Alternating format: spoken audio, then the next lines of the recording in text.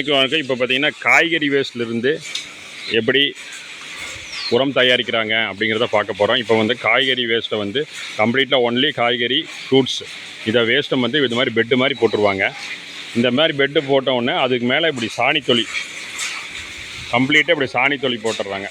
இப்படி சாணித்தொளி போட்டுட்டு அங்கே பார்த்தீங்கன்னா நேம் போர்டு வச்சுருக்கோம். அந்த நேம் போர்டில் டேட் இருக்கும்.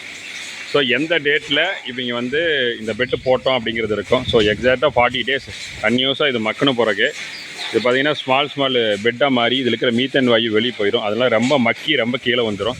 கீழே வந்தோடனே இந்த மாதிரி ஒரு குவியலாக பண்ணிடுறாங்க. இந்த குவியல் தான் வந்து அங்கே மக்கி வந்தது.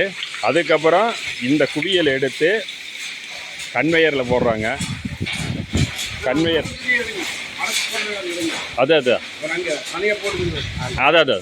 அடுத்ததே தூக்கி இந்த கன்வேயரில் போடுறாங்க. இதை எடுத்து மெட்டீரியல் எடுத்து இந்த கன்வேயரில் போட்டு இந்த கன்வேயர்லேருந்து வந்து இப்படி உள்ளே உழுகுது.